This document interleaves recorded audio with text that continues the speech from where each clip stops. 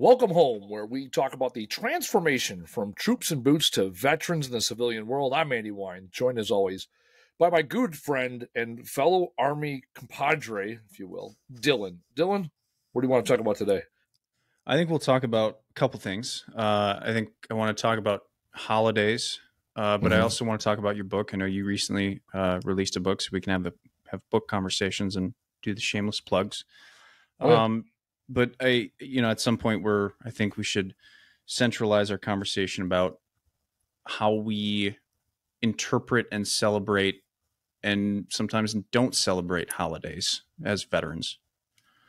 Well, it's interesting you bring that up. So my book came out last week, and maybe this episode should be, and let's lean into celebrate in general. I think celebrating holidays is one thing, and also what I've realized in my own life, and I'd love to hear your perspective, is the way that I interpret significant events in my life is different than others. It's relatable, right? So I'm gonna say that, like I say that, like this, like a classic leader. One of the best things you can do as a leader is ask a question and not answer the question and wait for others. So that I'm saying that, right? That I interpret life events different than others, and I'll make the argument that veterans do the same or similar. So let's do that. Let's first off. So why are we talking about holidays? Why do you want to talk about that? Let's go there first. Well, we took a somewhat significant break from the podcast, I think right before Memorial Day. And I felt like Memorial Day would have been a great start to that conversation because it's a holiday that I think is misrepresented by most of the population. And to veterans, it's such a core holiday if you've ever been deployed, but two, if you've ever lost somebody who's also served. And so there's a lot of emotions around the holiday of Memorial Day. There's a lot of, you'll see the memes out there of people kind of ragging on the population that doesn't know how to really interpret what Memorial Day is. They look at it as Veterans Day, or they look at it as 4th of July, right? Like it's misunderstood. And I just want to talk about that because how I used to celebrate Memorial Day was kind of in shambles because I've lost guys, right? And now it feels different, right? Because one, I had a baby on Memorial Day last year, and so it's interesting. It's a remarkably different experience for me. Like I see both death and I also see life, and so I didn't get a chance to feel what I normally feel on Memorial Day last year, because my wife was in labor the entirety of the day. So I just didn't have that emotional output. So I always find it interesting to kind of look back and see both my progression and how other people look at the holiday itself. Yeah. So let's touch on a couple things here. So just to address the first thing, the hiatus. So, we typically record these episodes on Monday. So Monday, being Memorial Day, was a holiday. We didn't do it. And then the following week I think I was traveling. And then last week you were traveling or whatever. So it was, you're right. And we also had a couple episodes that we had backlogged. So we put them in progression. And now this episode is coming out on the 3rd of July. I always like to give that, like with podcasting, it's interesting. It's like you want to have some inventory in case something happens, so you can be very consistent on your weekly, bi-weekly, monthly, whatever your cadence is. And the same token, you don't want to have like 2 months worth of episodes stockpiled because then something you're talking about isn't as relevant potentially. Yeah. So it's and I do appreciate you bringing that up. And now that we have a little intentionality that this episode is kind of going back to, okay, what does Memorial Day look like for veterans? And then I released my book very intentionally on the Army birthday and Flag Day, June 14th, coincidental, because I was looking at dates and it's like, hey, where do we put this around? And I was like, well, that's convenient because in the opening of my book and really the opening of my journey that it led to the book Words Fucking Matter was attending mass resilience training in the Army. And I attended that school in September of 2014, right before I deployed to Gitmo. And I had a shit deployment, and that's really very transformational period of my life. And then the third reason here now is, this episode coming out on July 3rd is interesting because some veterans really lean into that holiday or not, right? And so for me, I did not grow up in a military family, and I wouldn't say we were very patriotic. Like, we did the go to the parade and wave the flag thing. It was like, yeah, like, you're proud of being an American, and that was it. It was like you were, beyond the standard Americana suburban growing up thing. There wasn't much patriotic we did. And I found out about other people where it's like they on holidays go and, lay wreaths down, or they are involved in the parade planning committee, or they volunteer at the VFW, or there's all these other things. So growing up, Memorial Day was a Monday that I didn't have school. Yep. And I would even argue that growing up, I don't know that I would have known Memorial Day from Labor Day.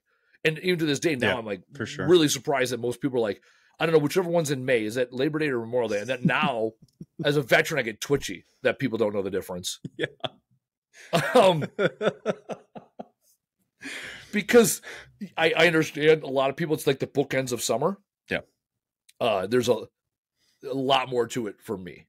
So last year being an anomaly, because you had a child, what did Memorial Day for you look like the last few years prior to, having a child and post joining the military and being deployed? What did that look like, and how did you embrace the day? It's, the transformation of it is probably more of an apt conversation, as in, what did it become and where did it come from? Like, when I first started understanding Memorial Day, was after my first deployment in 2012, where that was the first time I saw casualties, right? I saw dead guys. I saw a lot, guys that weren't going to make it. I saw guys that were going to make it. And following that, I think it was just a day where I stayed to myself, right? It wasn't celebration, right? Not in no way, right? It wasn't me looking at those guys and kind of celebrating their lives and what they sacrificed for this country or anything like that. It was wholly me hiding from everybody else, right? It was denying myself the right to be a part of their story in any way. It was definitely me hiding from the emotions that I just didn't know how to process. Mm-hmm.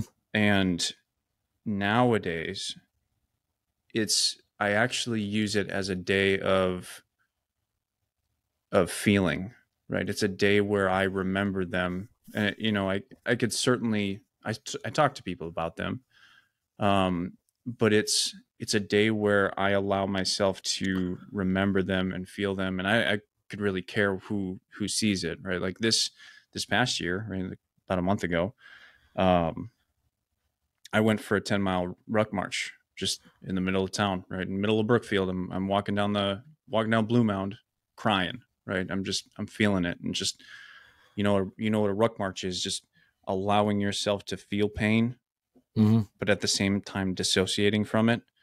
And I that was what I needed to do. That was the thing that I needed to do that day. And I was like, you know what, I'm gonna go. And my wife was like, go for it. And I got it all out for myself. Because there's a lot of times where you think about them throughout the year, and you might not have time to have those conversations or feel those feelings you have about those guys. And so a lot of times that's what I use Memorial Day for now, is a day of remembrance, so that I can remember my part in their story, my part in their, in their existence, remember them for the people that will forget them. It's a lot of things. It's an overwhelming rush of emotions that day. And it's something that I've embraced rather than tried to hide from these days. Yeah, I did that a couple of years ago. I did that was the COVID year. There wasn't anything going on there, and we did a 22 miler as part of a nonprofit I did it with, and there's something about a ruck march that like it's so many steps. You can go, you can step it out. You can take longer strides, or you can go faster, and yet it's still long. Yeah. Like a standard army 2 mile run. Like if you speed up, there's a significant less time that you have to be doing that thing. If you are a non-running individual like myself, I used to be a runner, and now I am old, and that's it. That is the in my book. I talk about limiting self beliefs, and there's also an acknowledgement. Like, and now the army has a new standard, which somebody say is lower, and somebody say is more applicable to these knees. It's fine. It's which fine. is fine. I can pass this. I can wake up most days and pass a new Army APFT. What is it now? The ACFT, right? ACFT, yeah. I can pass an ACFT after one out of bed, so I'm already healthier than most Americans, according to studies. Don't hate me for saying that's the truth. And yet, going out and doing a 10K, 10 mile, or 22 mile, or whatever it is, it's a lot of steps. Yeah. And when you're carrying a pack, it's the weight of it all. And it's like when you let your shoulders roll forward and you let that pack sit on your back, you feel it, and you feel yourself not operating, and you have to learn, right? You have to choose to walk upright, because then your stride is longer, you get better oxygen in your lung, and you're good. And then you start leaning, and then you'll start too far forward. And so it really is this mental thing. And that's why I use the word embrace, because as we know in the military, right, embrace the suck. I love to use the term embrace the struggle. It is a struggle, and it's a lot of steps. And I think it's interesting you did it down Blue Mountain. So for our non-Milwaukee listeners, like, that's a relatively busy thoroughfare, like 3-4 lanes, lots of commerce, intersections, people driving.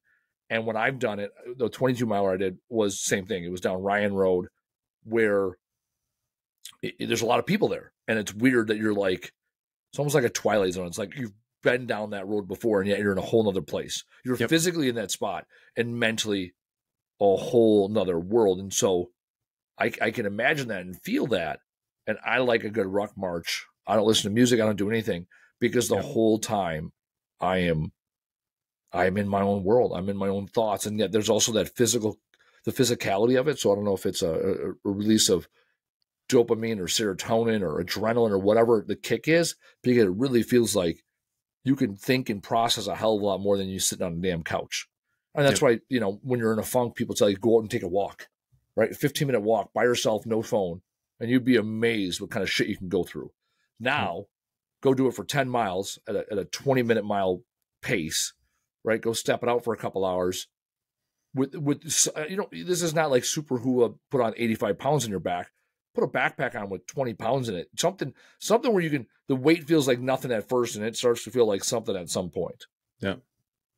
And so how was this? That was this year, a couple of weeks ago. You did this ruck march solo. Yeah. What did you experience during that time? I would normally not do music, but I think this year, just because I was like, I'm going down Blue Mountain, I don't want to listen to cars the whole fucking time. That's fair. So I put on just a playlist of music that I've always kind of enjoyed. It's mostly what do you call that? Non-vocal. What is that? What do you call that? Instrumentals. Yeah, instrumental. And I think what that does for me is that just kind of puts me in the mindset of like, I'm going to feel stuff. Right. And so I started walking, and I didn't feel anything until I got out of my neighborhood. So about half mile in. And once I started kind of walking straight down, I just started to bring up the memories of the guys I've lost. Right. And one of the most profound ones that, only happened a couple of years ago was Wasendorf. He was one of my guys in Afghanistan. And it's hard, right? Like he died like 2 years ago, right before annual training. He had just moved to a new battalion, And basically the whole battalion went to his funeral. And that was like a year after our deployment, and we had just lost 4 guys to suicide, and Wasendorf was the 5th, but his death wasn't ruled a suicide. And it was just to think of him and to think of the potential he had was really what was on my mind. I remember talking to him about how to get himself to the Q course and go special forces, or go ranger, go to ranger school, go places that he could do it, right? Like, he physically could do it. He was a small guy, but just a super fit guy, and could just push himself a long ways. And so I thought about him for a good 2-3 miles. I thought about Staff Sergeant Christopher Brown, who was one of the guys that died in my first deployment, from another unit. Was triple amputee. He had been to Afghanistan 3 times, and I think that was his 3rd or 4th deployment at that point. Mm-hmm.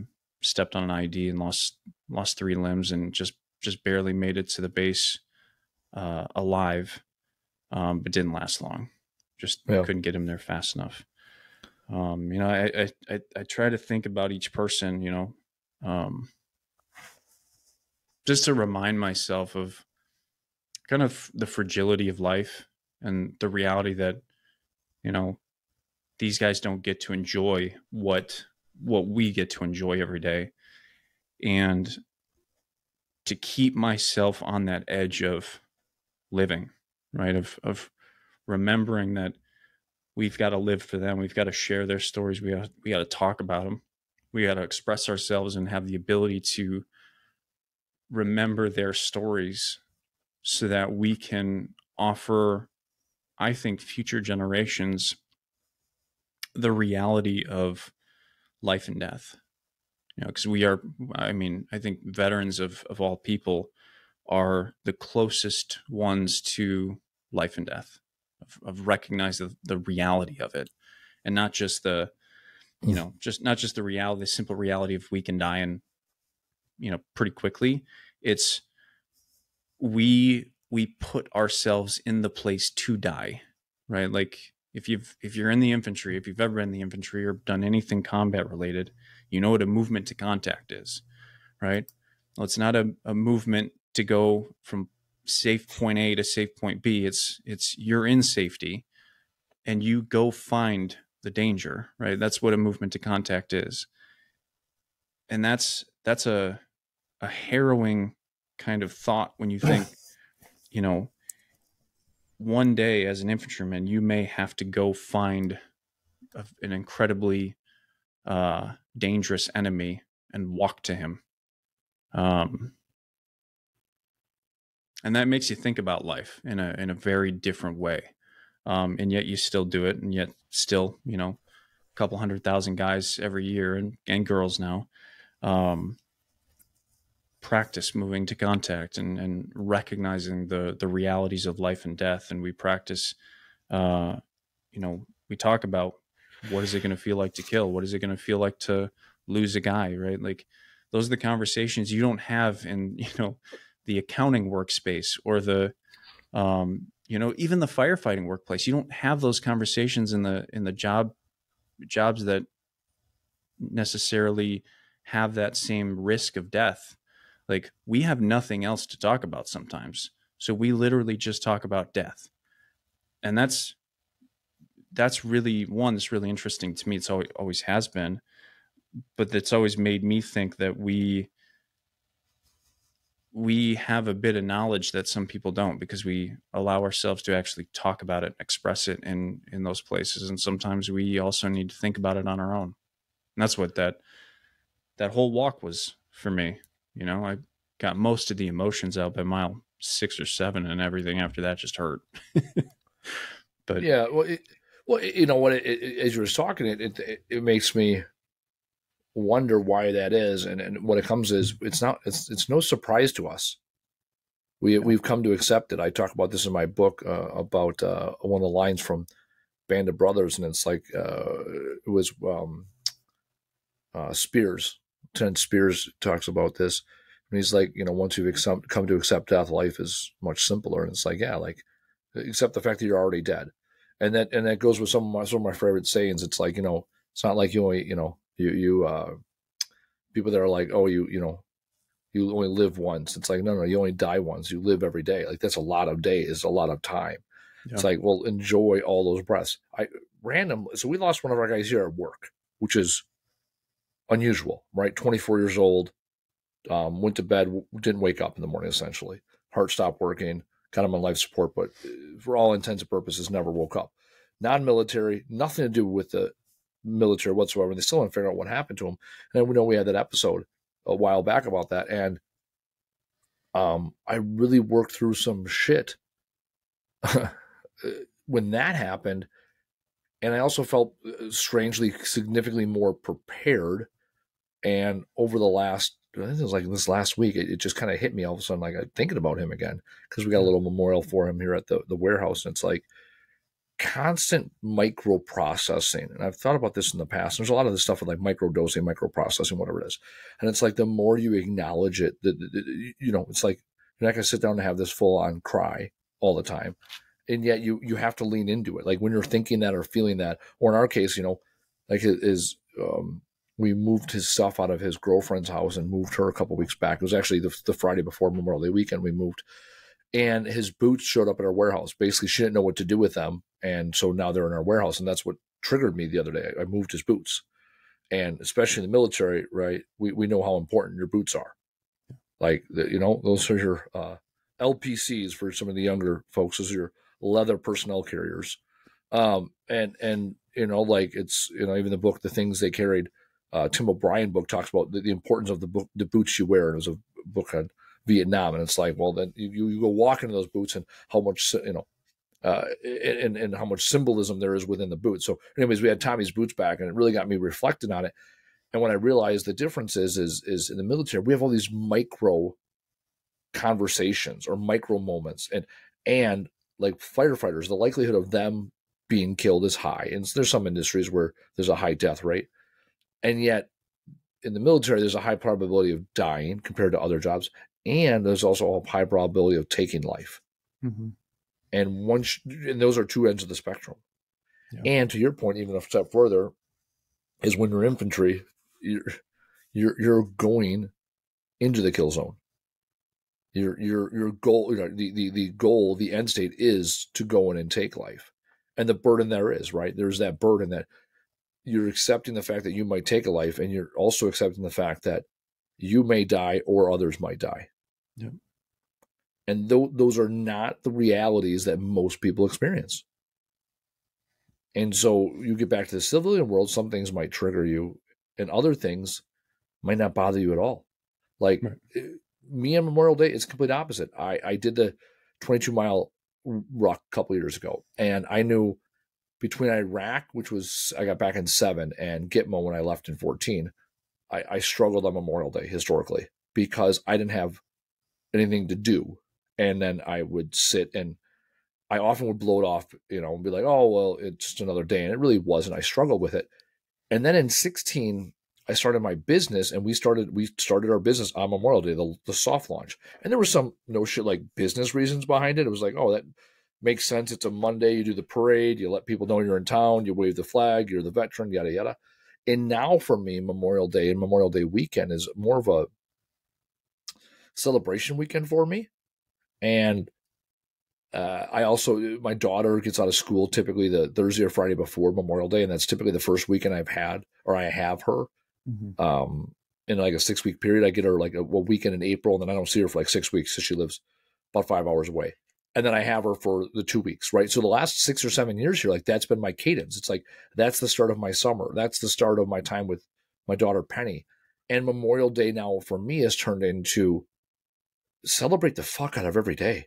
Yeah. And if you forget, like that's a really good day to have a good day.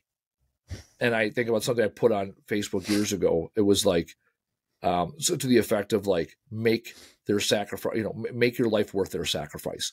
And what you said there was like, we get to have today. and a lot of people don't. Yeah.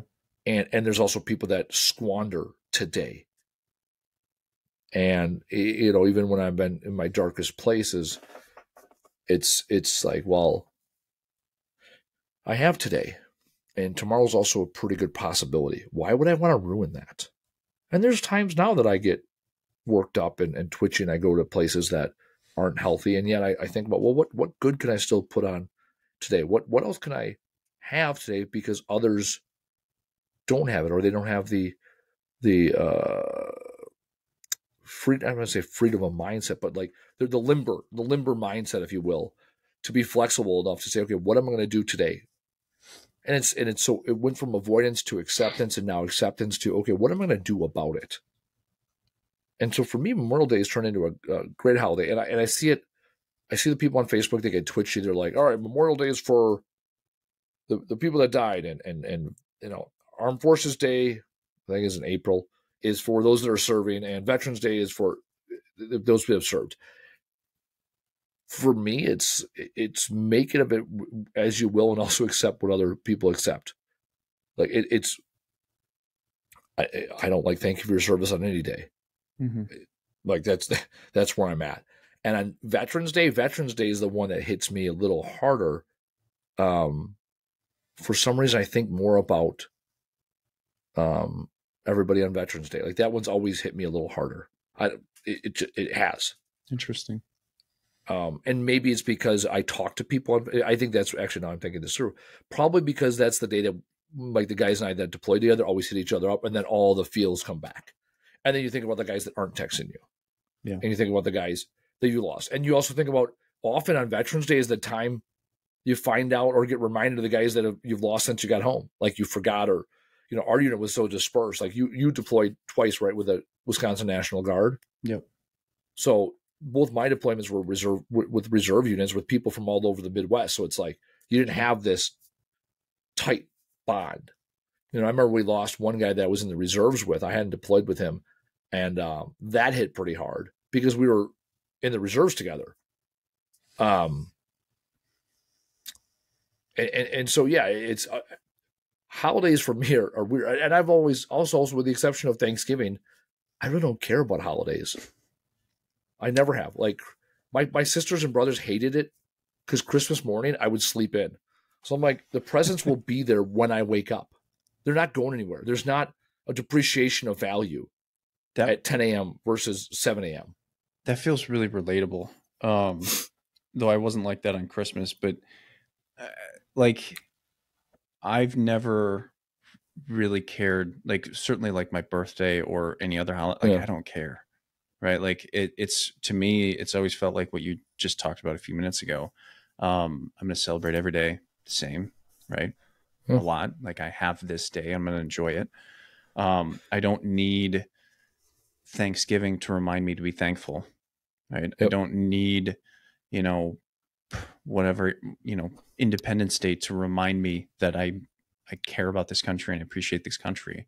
You know, I've always looked at it in that sense. And I wonder if that's a veteran thing of we've had to create this different perspective, and it just kind of falls in line with, we look at holidays in this way that's very taken back. Cause I've talked to people before, especially like birthdays. Like I don't remember the last time I celebrated a birthday, you know, on the day of my birth, mostly because anytime it lands around a weekend, I have drill, and I'm almost always at drill. That's the math. Yeah. Math birthday says you're at drill. There's a 2 in 7 chance that you have drill that day. Yep. And it usually is pretty spot on. But I'm curious how other veterans see it. Cause you know, obviously you and me are fairly similar on this one. In terms of at least holidays. I don't know how you feel about your birthday, but to me, it's just another day. My wife hates it, by the way. Correct. Most days. Oh, my mom will get so mad at me because I was like that from a young age. And it's one of those, this is one of those things I often think about, you know, 19 years of being in the Army now, is how many things were ingrained in me or were born that way, right? If we go full like Myers-Briggs, right? Yeah. How many things were I born this way? and or nurture. And then I joined the military, and those ideals were reinforced. True. And now that I'm in the military, like for me, the military showed me how they really pointed out how insignificant a lot of things are. Yeah. Right. Like focus on the things that are significant and controllable and will keep you alive. And everything else is kind of warm and fuzzy. Yeah. That's it. So that's a comfort item. like absolutely. Like you don't need it. I remember when I was a kid, the gas station I worked at was open on Christmas Day, and I worked on Christmas Day, and I got like double time or time and a half, and I was like, this is awesome. Like it's dead. Nobody's coming in, and I'm making like time and a half or double time, and I otherwise would have been sitting at home doing nothing. No. Because we did the Christmas morning thing and whatever, and I worked the gas station like 2 to 10 or 2 to 8 or whatever I worked that day. And I was like, this is awesome. I get paid more because no one else wants to be here, and I could care less because December 25th is the day after December 24th. Like so I turned 39 this year, so I got the big 40 next year, big 40. The thing is, I'm going to be 1 day older than I was the day before, and that's it. Mm-hmm. And 1 year older than the year before, and every year you're 1 year older than you were the year before at that day. So like that's how not significant it is. And then the beautiful thing is when these moments in life do come up, then you get to embrace them.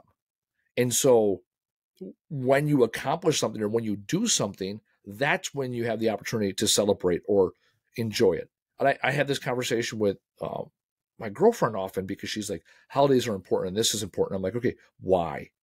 Well, I get to see family, I get to see friends, I get to remember it, I get to embrace. I'm like, okay, so if everybody agreed to meet on a different day, would you have that same experience? And it's like, well, maybe, but it's because it's on this day. I'm like, I don't know. I understand that. Like holidays are super convenient because people have off.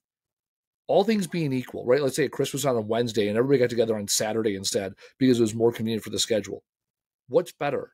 Doing it on the day with maybe everybody there, or doing it on a different day on the calendar and everybody's there and you get to really experience all the things? And like, to me, I'll take the latter. Maybe that's why I've always loved Thanksgiving, because the date is so insignificant, right? Mm-hmm. It's the Thursday. And for me, I remember I even came home on leave from Iraq for opening deer hunting weekend. And then so Wisconsin deer hunting's the weekend before and after Thanksgiving, and then the week in between. And it's like, that was too significant to me. Being able to go deer hunting with my family and then going to Thanksgiving and seeing my family all in the same week. Like that was important. Not the day of the week that I came home or the day of the year that, it was, or whatever it was. And that's how I feel about a lot of holidays. But like I said, Veterans Day is maybe the only holiday where I'm like, and it's not because it's the day. If there was another day of the year where a bunch of my veteran buddies would hit me up, then it would hit me. Yeah. It would hit me on that day. I used to, and there were certain days of the year that I would think about in some capacity. And I love numbers, so I'm always like looking for hidden messages everywhere. And the fact is, like, all you can control is this second of this day. And what are you going to do about it? And my completely unsolicited advice, I mean, you're listening to this podcast, we're 30 some minutes into this now, is focus on what you can do with your time on this planet and your moments, and stop giving a shit about what other people do.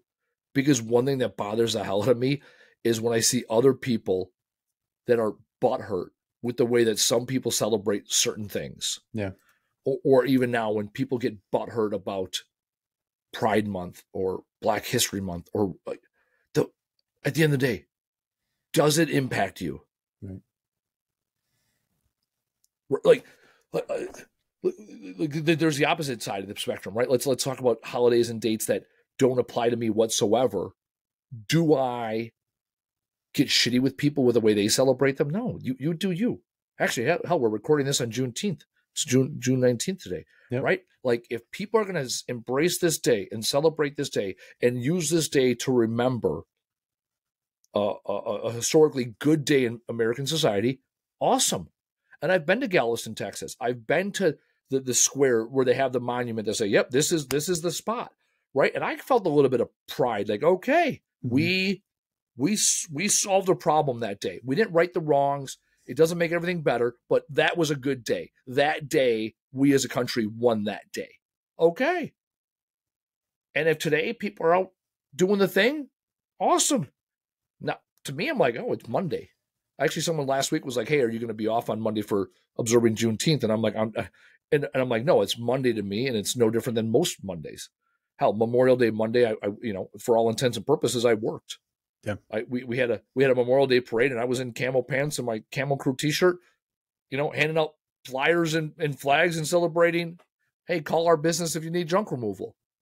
And actually, why I love Memorial Day, I always joke Memorial Day weekend is the weekend I get to be a celebrity in Menominee Falls, because on Saturday we sponsor the festival, and we clean up all the trash. And so I run into all the people I went to high school with, and their kids are always like 6 inches taller than the year before. And so is my kid, right? So it's like we see each other on Saturday. Sunday, I always do his Penny's birthday because her birthday's in May, and it's like the first time I see her, blah, blah, blah. So we do it's always fun to have I love celebrating my daughter's birthday because how she gets to be the star of the show for the day, and that's important to me. And I think one time in 9 years I've had her on her birthday, May 2nd. Because her first birthday I was deployed, and I haven't been in her life as much or whatever on that day, whatever reason, right? So like maybe once I've actually had her for that day, and now I won't have her again because of the way the school schedule is, yada yada. Whatever. So Sunday is always a good day because I get to celebrate my daughter's birthday, and that's always a good day for her. And then Monday I do the parade. Whoever I didn't see on Saturday, I see on Monday, and I get to celebrate being quasi famous because I'm walking in a parade with camo pants on Memorial Day. And I remember the first year I got back from Iraq, I did the parade in uniform, and man, did I not like that. Yeah. I didn't like it. We had come home at the end of April, early May. I got back from Iraq in April. I think got back whatever it was, the first week of May here back in Wisconsin. Maybe it was last week of April. And we left Kuwait. We left Iraq on the 22nd of April. We got to Kuwait on the 25th. Then we left Kuwait on the 25th. Yeah, maybe it was like a 4 or 5 day out process, whatever. I remember those 2 days. I don't remember the day I got back to Wisconsin because it's not that significant. All I know is that first Memorial Day parade, I was in uniform. And I'm like, oh, I'm a veteran now. I'm going to join the VFW and the American Legion and march in the parade and carry the flag and all these things. And I felt so out of place. I was so alone that day because I wasn't there with, I just spent, the last 17 months away. And it was like the first time I saw people. I remember getting hammered drunk that night, and not in a good way, like pathetically drunk. So I'm like, I got to make up for lost time and not handle my feelings. And I hated being in the parade. I remember the guy that was next to me he was a cop in my hometown. He's like, oh yeah, like everyone's like treats us like heroes. Like this is awesome. And afterwards, everyone wants to buy you a beer. And even then I was like, I don't want that. Yeah. I didn't know what I wanted. I thought I was doing like the patriotic, good old boy thing. And I hated it. And I never did it again. Every year the Legion would hit me up. I never did another parade until I started my business, right? And then once I started my business, it was more of a capitalist play, not a... Right, it wasn't about your service. No, and when I did my first parade, it was nice because a bunch of guys I deployed to Gitmo with, like 5 or 6 of them, showed up to the parade and wore my company T-shirt and did the parade with me. So like that was cool. And that was, again, that was like my veteran buddies, right? It wasn't about Memorial Day at that point. It was a guy, and Gitmo, we didn't lose anybody. We just... lost our fucking minds. It was stupid. Mobilization. I don't want to call it a deployment. Mobilization. It's so going to Iraq in the middle of a war versus going to Gitmo was completely could not have been a more different experience how I felt about it. Right. Like when I got back home from Iraq, I was proud and I'm like, I'm a combat veteran. I did the thing. I'm now in this fraternity of the guys that served, in the wars before. Like that felt cool. And I felt like I don't know, I say earned it. I felt like I was part of a community and part of a fraternity. Yep. And Gitmo felt like I spent a year of my life and didn't know what to do when I came home. It's like the movie Dogma, where they don't realize they're in purgatory. Yeah, which is also, if you've ever seen the movie, they're stuck at Mitchell International, MKE Airport.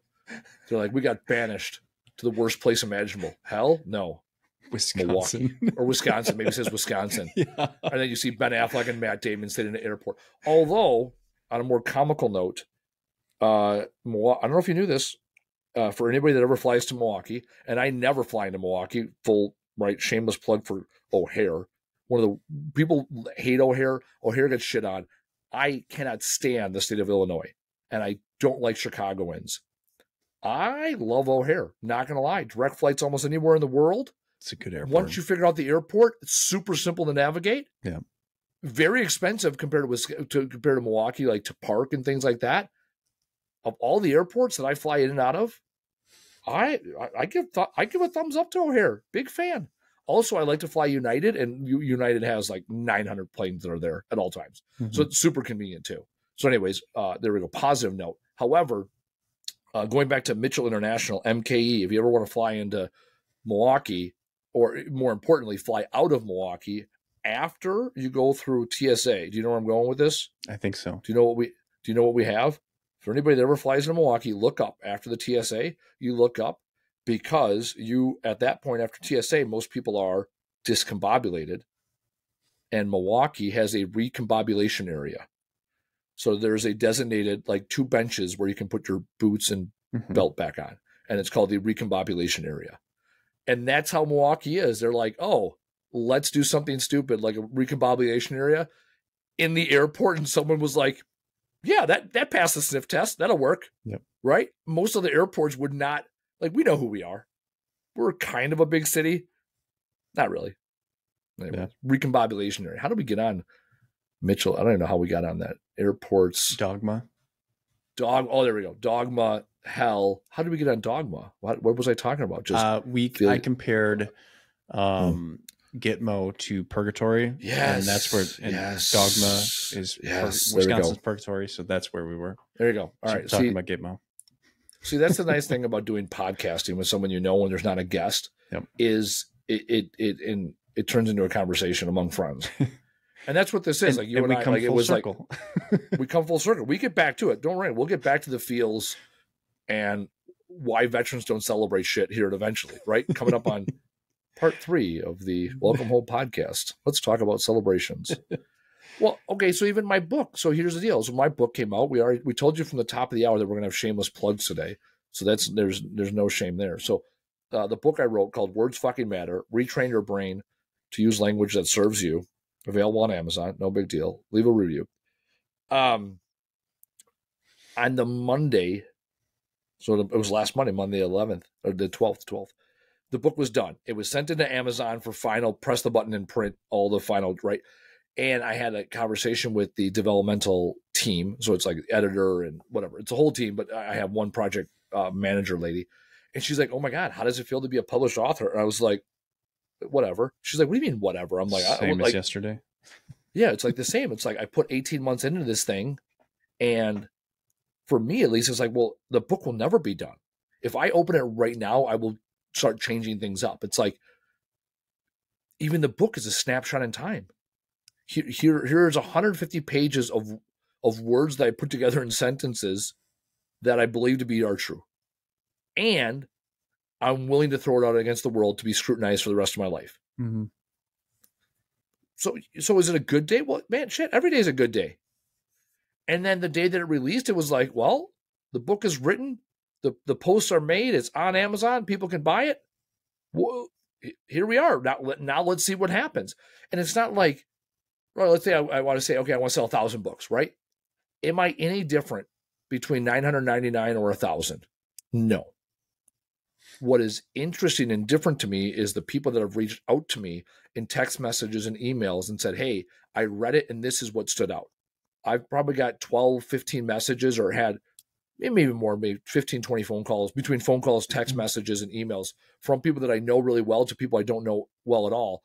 And almost every one of them has pointed out something different in the book. Mm-hmm. And the things that I think are the best, like my jokes that are in the books, no one's even pointed out what I think are good jokes in the book. Right? Yep. That's okay. Because at one point in the book I wrote, because I do what I want. Right? Like, who writes that? And those are the moments that matter. Mm-hmm. Not this, oh, I sold 1,000 books, or not this, oh, it came out on this day and look at me. No, it's like what matters is the people that took me up on some of the offers within the book. Like this one woman, her husband bought the book, who's a guy I know through networking. She emailed me at 5 o'clock in the morning on a Sunday in Canadian time. So it was 7 o'clock here because she was out there, Western Canada, Canadian time. Like Canada has the same time zones as us. Western Canada time. She's from Canada because that's my way of telling you I'm an international author. No big deal. And actually somebody in the UK bought it too. So I saw that on Amazon today. It was kind of dope. So apparently somebody in the UK knows me. Anyhow, Canadian woman. In my book, in chapter 2 or 3, I talk about goal setting. And I totally stole this from Mike Michalowicz from Profit First, which is, hey, when you do this, send me an email so we can celebrate together. And so she was the first one that took me up on that. That's awesome. So of all the books I wrote all the books I sold, like that one person was like, oh yeah, I'll take you up on that. And I remember I wrote it, they're like, oh, hey, do you want to like come up with a fake email address to send this to? I'm like, nah, just put my email address. They're like, well, what if you become famous? I'm like, well, then that's a good problem to have. I will build a bridge when I get to that river. Let's go. Right? Like if the biggest problem I have in my life is I get so many fan mail emails that I can't keep up, like, yeah, please, I'll celebrate that shit. And it's because of all the people that I've impacted. Yeah. Like that's what's important to me. And that's every day. Like actually the Savannah, are you familiar with Savannah Bananas, Jesse Cole? I'm familiar with the Savannah Bananas, but I don't know who Jesse Cole is. Okay, so Jesse Cole is the inventor. I'm going to call him the inventor of the Savannah Bananas. Because calling him the owner is not enough. Like he invented Banana Ball, which is its own baseball game. And he invented this idea that entertainment first baseball. And he's got a couple of really good books. And definitely someone I look up to. I had the opportunity to hear him speak and meet him a few years ago. And he sees the world differently. Now I lost track of what I was going to talk about with him. Oh, this is what he said. He talked about how every year there's 162 baseball games. And the one that's the most celebrated is opening day. And they bring out all the fanfare. You got all the good stuff. All the seats are clean and the food is fresh and right. You go to a game in mid-July, you ain't getting that same experience as you get opening day. Well, here's his argument. Every baseball game, it's somebody's first baseball game. Yeah. And so every baseball game should be treated with the same level of fanfare as opening day. Because to somebody, that is their opening day. And I flew down to Kansas City last year to go see the Savannah Bananas play. And it was unlike anything else. And it was awesome. And they have a story on ESPN, and years ago they did that. And now they have Banana Ball, which is its own baseball type of baseball. And a couple of years ago, they test drove it. They called it the Savannah Bananas World Tour, the One City World Tour.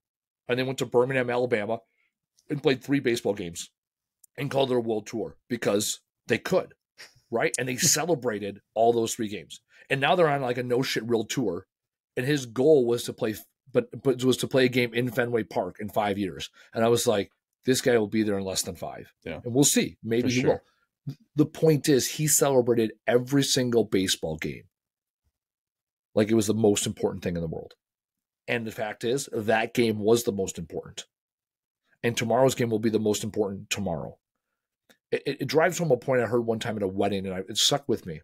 I was at a wedding years ago, and the pastor was up there and says something to the effect of, today is a very important day because never again in the history of the world, and never before and never again, will all these people gather to celebrate this wedding. And you look around, you're like, oh yeah, his family, her family, the friends, the this, the that, the caterers, the photographer, whatever. You're right. All these people will never be in this space and time again. And then I thought about it. That's every day. Mm-hmm. Right? Every time you go to a networking event, a baseball game, we're talking about baseball, a meeting, like it's always going to be a gathering of new people. You'll never get all those same people in the room. And even if it's all the same people as the day before, they're not all in the same mindset. They don't have all the same information they have that day. When you start celebrating every day, that's when life gets really excited and really fun and really good. And veterans, from my perspective, have a predisposition for this because overseas, not dying is a really good reason to celebrate. Mm-hmm. We don't need anything else other than, 10 of us left and 10 of us came back. Well, let's go. Go team. I think that it even goes even more minuscule than that, right? Because it's not just even not dying. It goes back to like basic training when you're like, let's just get to lunch, right? let's just get to dinner, meal. Right? Like, let's just get to the next meal, right? Just and when you're the next meal. When you're overseas, you're like, let's go to midnight chow, right? Oh my god! Actually, so Ken, food. So Ken and I were talking about this the other day. Ken's the president of our company, and he was a Marine. And the way he tells it, he lived underneath a bridge for 7 months in Iraq, which isn't too far from the truth. Lovely. And he's like, what's that? Lovely. Yeah. It was circa 2004 Marine Corps infantry. Right. He lived under a bridge. Like, story checks out. Yep. Anyways, what we were doing is we were talking about at the time how we buy a lot of nice tools and equipment at our company, and our guys wreck it, and they got no respect. And, and he's like, he said it straight up. He goes, "Fuck it, you drop me off a case of or a pallet of fucking MREs and a pallet of water once a fucking week. That's all I need. I need like you said, he goes, a pallet of MREs, a pallet of water, and a pallet of ammo. I'll be out here for another week. Come find me in a week." He's like, and if those MREs run out, then we got issues. Up until that point, we're fucking good to hook. No. And it's like, that's it. And as I was saying that, hey, we didn't die, I even thought in my head, I was like, oh, fuck it, just make it to the next meal. Yeah. And then also, but look at old people. Old people are like, man, I just want to make it to the next meal or the next shit. Yep. Right? Like, that's it. Like, we're not even trying to make it the whole day. Like, make it the next good. You're talking to an old person that's like, I'm just waiting to have a good bowel movement today. Yep. You're like, okay. Yep. You're like, I fuck with that. I can respect that. Yep. And same with veterans. It's like, oh man, let's make it to the next meal. When you go to a hard, like one of those harder schools, like Ranger School, like for me, it was a sniper school. Like basically my whole sniper school class, my first class had COVID. Right. And so we were all just like, every day it was like, let's just get to dinner, guys. Right. Let's just make it to dinner. Right. Cause we really didn't eat much for lunch. We had an MRE, but we just fucked around the whole time. But like in the morning, I remember in the morning one time we all had COVID, and they were like, "You guys keep training? You guys keep training through COVID, or they quarantine you, or what?" Well, it was like early on, or it was like right on the interim space of like, do we do anything about COVID, or do we just let it go? Was that like May, June? When was that? No, it was September. So the August, same year. September. Okay, so. Okay, all right, yeah, you're right, yeah, because then all of a sudden things ramped. You're right. That summer was that weird summer. No, it was 2020. It was 2021, so it was the year after. Oh, year after. Okay, so okay, like, so it was like we're open, but not really. Right, like we're openish, open light. Like if you get diagnosed, then we'll do something. Wisconsin was wide open. Illinois was on lockdown. I do recall those times. So we had none of us got diagnosed until we absolutely had to. Right, and so like what ended up happening was. They were like, you got PT tomorrow, and like we're all like coughing, hacking up lungs, right? Constantly. We're all sick, right? Some of us are more sick, some of us are less sick. And like we all woke up and we're just like dogging it, right? And I remember Blevins, he's this little scrawny E6 that is just one of the weirdest dudes I've ever met. And I think he'll take that as a compliment if he ever hears this. He's like going for a run. And we're like, fuck, and we start running. He's like, and everybody's like, how long? He's like, not telling you, right? And Blevins is one of those guys where he just does it because he wants you to hurt. And so he just kept running, and halfway, like it was approximately halfway through looking back, but one guy was talking to me, and I'm like, I'm dying. I'm one of those guys that was dying at that point. Like COVID hit me really fucking hard. And I just looked over at this guy and I'm like, I can't talk to you right now. I need to make oxygen considerations. Let's just make it to chow. Right. So and he oxygen considerations. Right? I like that. He started laughing. I'm like, I can't laugh because I won't be able to run anymore. So like we ended up, it was about 4.5 miles or so when we finally made it there. And man, it was rough. Like that whole first like 3 weeks was just absolutely rough. And we were all just like, let's just make it to chow, right? Like let's just make it to chow. How long is sniper school? It's 6 weeks. And inter service or Army only? I think you can do inter service, but it has to be. I think there has to be a special waiver. It's such a small school, like because Marine Corps has their own sniper school, right? Yeah, is that true? Yeah. Okay. I feel like they've had Air Force guys go through it.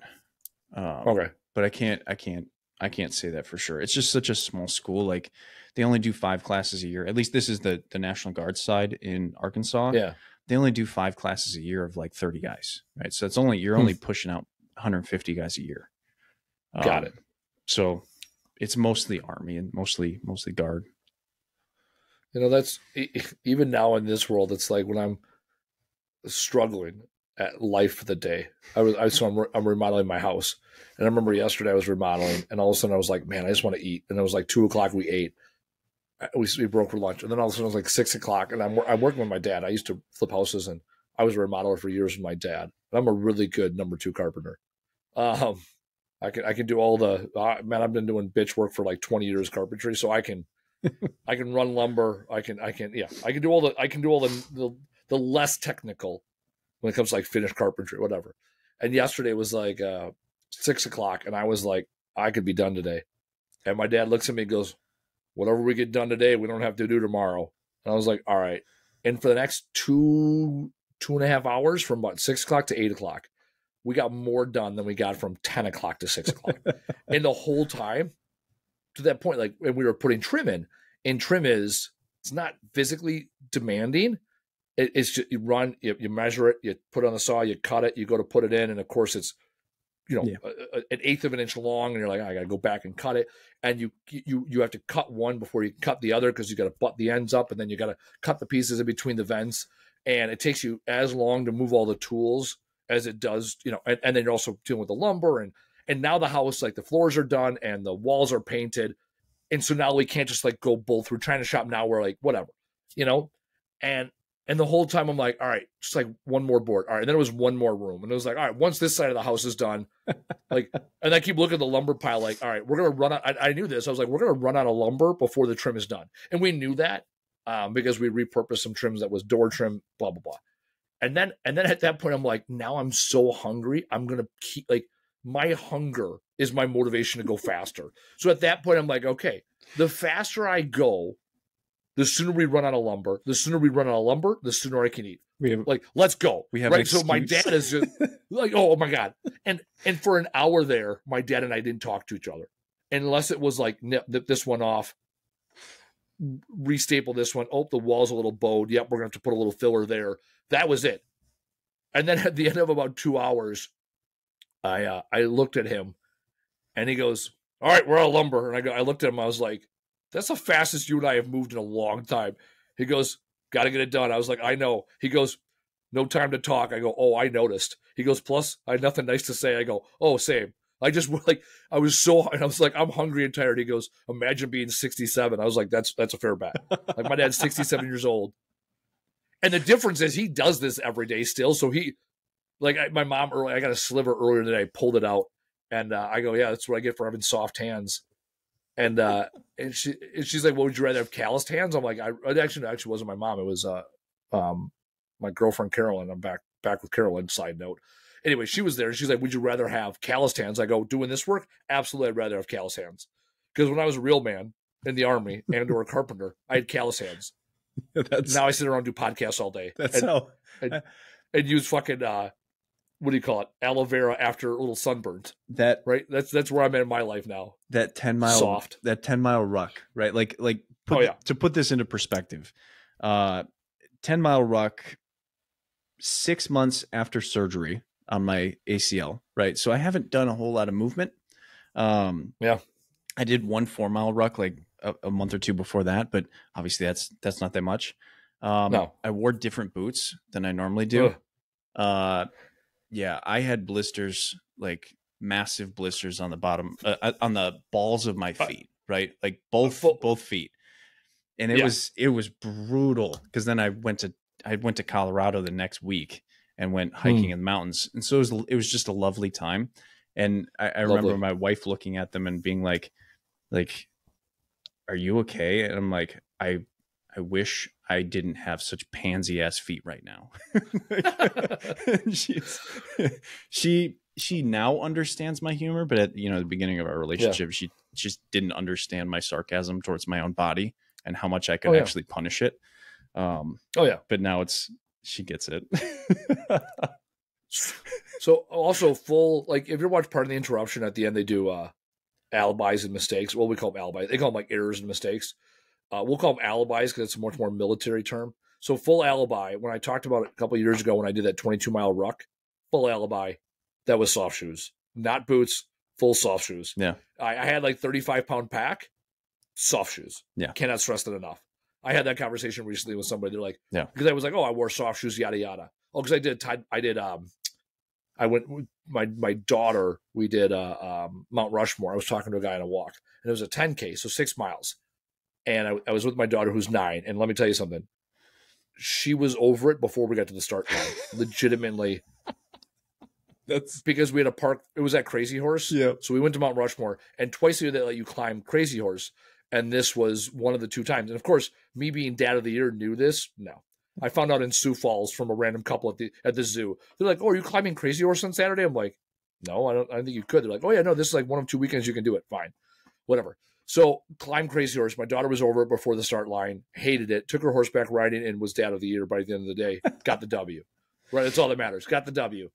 Anyways, as we're doing it, I'm like, yeah, it's 6K. Like I can put on a pair of soft shoes and walk a 6K or a 6K, a 10K. So 6 miles, like just get up and go.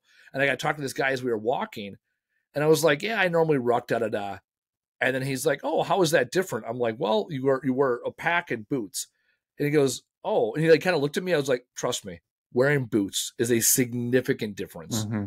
Now, it makes your ankles and like your calves feel better at the end of it because you just got like more stability.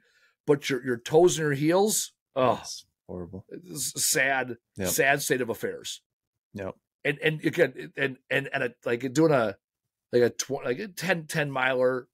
It's like it's right on that cusp of, do you change out your socks halfway through? Because you don't, once you take those boots off, let them puppies breathe. Even stopping. I took. Yeah. Do you stop? Right. Yeah. Stopping sucks. I had to refill my water because I was like running out of water and I was like desperately thirsty at like mile 8. And I stopped for like 5 minutes, right? Like enough to take 4.5 too many. Take some water out and dump it into my my easily accessible water canteen.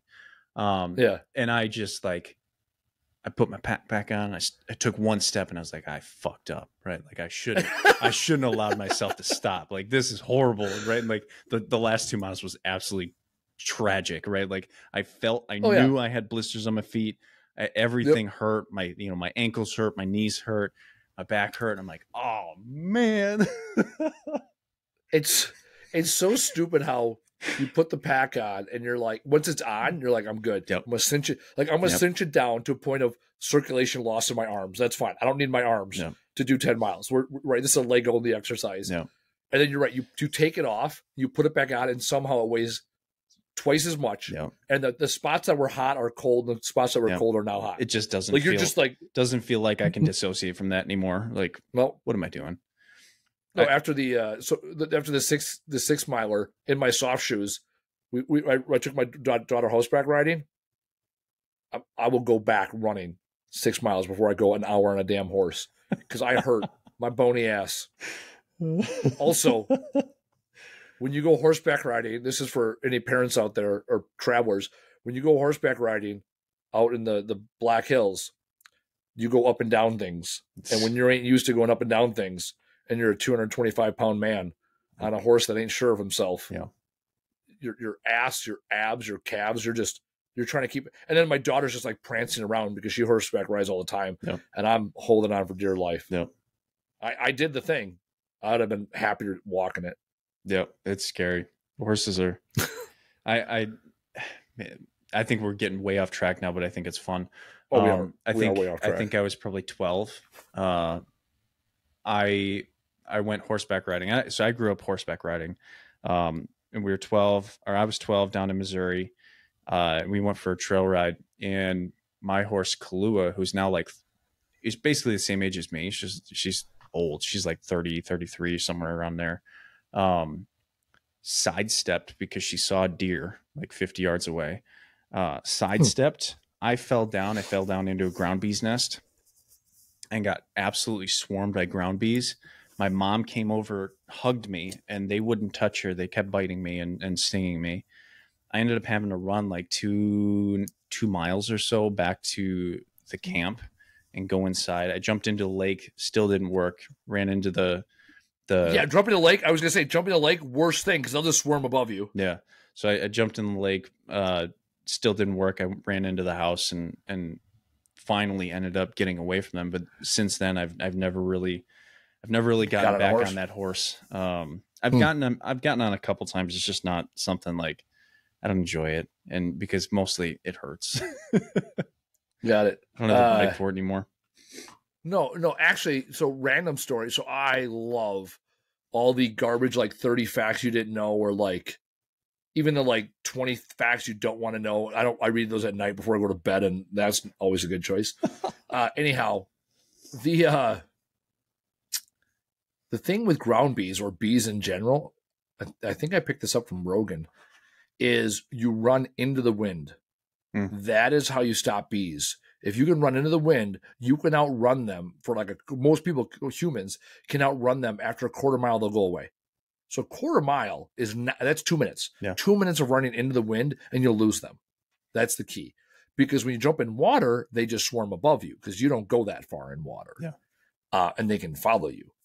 However, when you run into the wind does not impact your ability to run as much as it impacts their ability to fly. Yeah. I have zero scientific data outside of what the internet has told me. And the fact that I knew not to go into water and you attempted that and it did not work for you proves that I'm not wrong. I was a much younger and more ignorant man. And I really wasn't a man back then. So, I mean, I did what I had to do. I solved my problem. There you go. But I ended up, my hand was like triple the size of it is now. And it was great. Yeah. Horses. We're blaming horses today on this episode. All right. Well, now that we got to the witching hour of we are no longer talking about whatever the hell we started talking about, let's get to top takeaways. Dylan, top takeaways from today's conversation. Leave our listeners with something that they can empower their life with. I think it's something I've always agreed with, and I'm glad you brought it up. People celebrate holidays differently. And I think it's really important to just recognize that people aren't going to celebrate your way. They don't have to. There's no requirement to. There's no rule book on how to celebrate Memorial Day or not celebrate Memorial Day or Independence Day, Veterans Day, whatever. It doesn't matter. What's most important is that the holiday is meant as a point of connection, right? If you're a veteran, connect with veterans on Veterans Day if you can. But it's not a requirement, right? Like I have celebrated Memorial Day differently for past 20 years, right? Like before I was in the military, I didn't even know what it was, right? It was exactly what you said, right? I didn't know if it was Memorial Day or Labor Day. I don't. Yeah, it was Monday. I didn't know. It was right? on Monday. Right? It was just a day off of school. I was really excited for it. But now, right? Like, or 5 years ago, I would not celebrate. I would be introverted, closed off, hiding from my emotions. Now, like I celebrated my baby on Memorial Day last year, and this year I allowed myself to feel and express myself and just do something that meant something to me this year.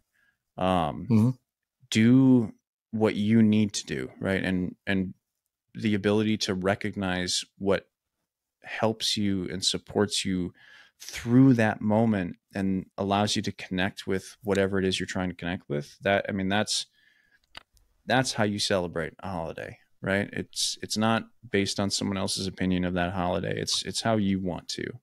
And yeah, I think that's just a good takeaway. And I'm glad that you brought it up I just wanted to reiterate that. Yeah. It's years ago, I was working for a franchise organization and a civilian sent an email that said, "Hey, happy Memorial Day weekend." And then someone within the franchise group got all butthurt. They're like, "We can't say happy." Da, da, da. And this is, mind you, coming from a non-combat veteran that was in the National Guard for like 10 minutes in the late 80s. And yet used his veteran status to build a business that is gone down the shitter because he's a not good person. Anyhow, this led to a conversation where the civilian then reached out to me and a couple other combat veterans and were like, hey, like, is it disrespectful to say Happy Memorial Day, blah, blah, blah. And there was like 4 or 5 of us that all said the same thing, which is, we don't fucking care. Like, we do what we do on this day. It doesn't matter. And I remember I said it to him, and he's like, well, I talked to these other people and people that I looked up to. And he's like, it's funny. All the people that I trust with business information gave me the same answer, which is, you do you. What does it matter? Like, if you're that butthurt about the way that other people celebrate a holiday, that's a you problem, not a them problem. Well, that's and that doubles down underlying issues. Correct. There's so many other issues here. Yeah. Right. And or your ego or your id or you're in this world trying to be something that you're not. Because people that really give a shit about those holidays, they do it their own way quietly. Like the president of our company, I knew, he told me Memorial Day he will not be at the parade. Last year it wasn't at the parade for our company. He has a thing he does every Memorial Day to honor the buddies he lost overseas, and they put on a big event, and the spouses and the parents of the fallen come, and him and a couple of the guys put this thing on. Yeah. And the Friday going into Memorial Day weekend, I could tell he, was on edge, and I could tell something was going on. I didn't talk to him for 3 days straight. And that's in a year. That's the first time in a year that we went 24 hours without talking, because we text or call, whatever. And all of a sudden on Monday, maybe 8 o'clock at night, he's like, hey, I'm back in cell range, checking up on messages. And then we talked about it the next day. I go, you had cell range the whole time. He goes, yeah, I know. I needed time. I'm like, cool. And that was the extent of it. He knew what he needed. I accepted what he needed. Yep. It was different than me. He celebrated and accepted the fact, or he celebrated his way and accepted the fact that I did my thing. And that's what we as veterans have the opportunity to do, is to let people into our world and also accept the fact that they may not accept it or feel welcome. And that's something that's the takeaway I have. It's the way I live my life. And it's also a constant reminder that I have to look at my veteran status. And even now, I more refer to myself as a soldier because I'm still actively serving. And going back to our very first episode, that when Danny was on, and he was just like, hey, you got to stop identifying as a veteran someday. Like, that can't be the first thing. And so my challenge for myself and to everybody else is, don't allow your self-limiting beliefs to control today. Whether that's being a veteran, or I need to do this holiday on this way, or this is the way that people should live their life. If it doesn't serve you in your overall happiness and your ability to be a good person on this planet, give it no credence. Yeah. You are pre-designating an excuse based off of a value that doesn't hold a lot of weight. So that's my takeaway, because I am guilty of it in some capacity every day. And these conversations you and I have reinforce what really matters in this world. Yeah. Right. My relationship with my daughter, my relationship with myself, being fair and honest, like, that's the kind of stuff that matters, not what this person thinks or that person said, or the way that this person does something that's different than me. Right. I'm out doing a parade and handing out, fruit snacks and flags and trifolds, and you're walking on Blue Moon going through some shit, and we can come together and celebrate and love each other for who we were that day. Right. And now today's a good day. And today being a good day is a choice. And today being a big day is a choice. It's all a matter of how you frame it. Yep. So there you go. I want to add just one thing to that. Please. Because we're not going anywhere. If you can't separate it, right, and just cut it off and say, I'm not going to give this any credence. I'm not. I can't separate myself from what Andy's decision was to do this, because it affects me. At least assess that, right? Yep. At least ask yourself, why do I feel this way? Rather than just look at myself or Andy and say, well, how dare you, celebrate in that way, or not celebrate, or whatever you want to call it. At least ask yourself, why do you feel that is a problem and that is an issue, and give yourself hopefully, and as unbiased as you can. If you need to talk to people, ask people why, right? Because if you can't just cut it off and say, what you do is yours, what I do is mine. you should at least try to understand where your, discomfort lies, and is more than likely your own issue, and something that you certainly need to face. But you need to find a way to get to that point of understanding what is it about your issue. What thing do you need to look at for you to actually recognize how you can then separate it and say it's not my issue. This isn't something that I need to worry about. I need to look at this issue within myself. Yeah. So one thing you said here, which is interesting, I wrote this down. You said, if you can't. So here's my challenge. So part of my book I wrote talks about shit words that do not serve. And I get rid of the word if, and I also don't like the word can't. It doesn't serve you. So what you said is, if you can't celebrate the way that other people, or if you can't embrace, we'll say, the way that other people celebrate or live their lives, whatever that thing is, right? Yeah.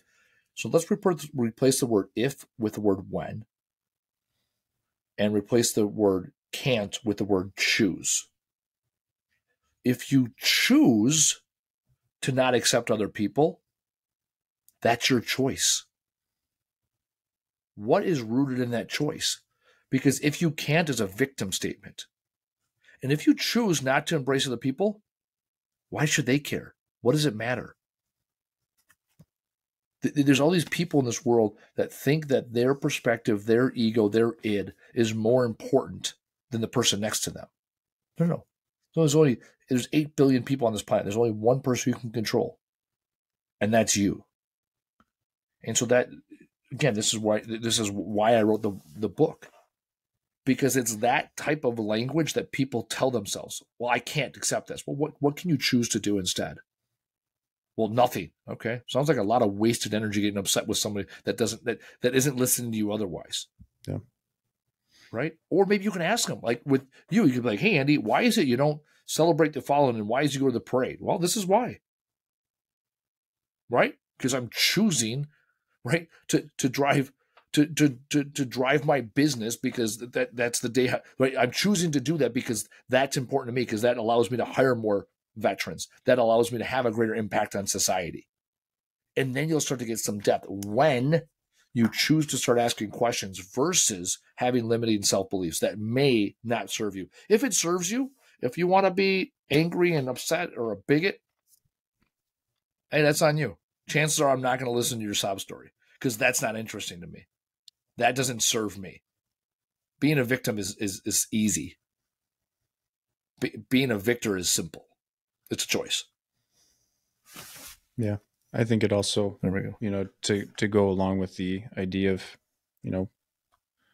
racism or bigotry or anything of the sort, even if you are a victor, if you use something like that to do it, it doesn't serve me, right? It doesn't impress me. It doesn't offer me some sort of inspiration. It's something that if you can't recognize that other people can be other people in whatever capacity they are, you lose your own credibility when you deny someone else's humanity, at least in my mind. And certainly, from how I look at the tomorrow of when this comes out, Independence Day, it ruins for me what that day stands for, right? That Independence Day, certainly doesn't feel like it should be applied to you when you don't allow it to be applied to, the plethora of cultures and ethnicities and different kinds of people that exist in this country. Well, the beautiful thing about Independence Day, and what I really do love Independence Day, because it feels like it's the very communal day. Yeah. Almost all the other holidays are celebrated within your family, within your tribe. For me, at least, 4th of July is always, we do the parade, we do the fireworks, and I see the people of the community, and we're celebrating, right, freedom and the ability, right, our independence, our ability to do things the way we see them. And here's a beautiful thing. As you were saying that, it reminded me of a very simple principle we have in this world, our world, in America. We're entitled to 3 things, and one of them is subjective. life, liberty, and the pursuit of happiness. Mm-hmm. And everybody's pursuit of happiness is different. Yeah. Allow yourself to pursue your happiness and allow others to pursue theirs. That's the minimum standard as an American. And in a really more perfect world, you celebrate and embrace and encourage other people to celebrate happiness in their own way. And you celebrate them even when their version of happiness is not the same as yours. Yeah. Right? So long as it doesn't impact you, right? If it doesn't impact you in a negative way that takes away from your life, liberty, or your pursuit of happiness. Right. And if it's your choice to be angry at other people for doing their own thing, that's a you issue. Find what makes you happy. The founding fathers got a few things right, and that's one of them. Life, liberty, and the pursuit of happiness. Happiness is subjective. And I often say that, 90% of Americans are libertarians. They haven't figured it out yet. Yeah. Most Americans want what is good for them and theirs. And their neighbor, they have no ill will towards them. They want good things to happen for their neighbor. Now, not at their expense, and that's fair. The challenge is we live in now in a society where it's, instead of taking the time to build up your house, it's more important you tear down somebody else's. Right? It's easier to tear down others. It's simple to build your own. Yeah. And I can tell you from a person that was jaded and angry and pissed off for a long time, tearing down other people's houses didn't make me less angry or jaded. It made me more stressed out, more anxious, more frustrated, more out of control. Once I started changing my mindset through language to gain better control, then I became happier, because then I realized how much I was in control of. And that was intentional. Mm-hmm. And so for veterans, like you said, Dylan, there's things that you're doing in this world that do not serve you. If you're doing things that you're not happy about, you're in charge. Do something different. In order to do different, you have to think different. There we go. We got to the good stuff eventually. We always do. And that's the important thing. We always do. Get to the good stuff. Any other last words? Enjoy your holiday, however you celebrate it. Enjoy your holiday. However, you're right. Yes, I will. I will celebrate the way you celebrate and enjoy the way you celebrate. Yeah. Another amazing episode of the Welcome Home podcast as we transform from troops in boots to the veterans in the civilian world. We welcome you to join us in the journey. Share your experience. If you want to be a guest on the show, reach out to us. We love talking to people and hearing about their experiences so we can celebrate their journey in order to support others, whether they're veterans or family members or people that are interested in understanding what we're going through. If you haven't heard it lately, welcome home.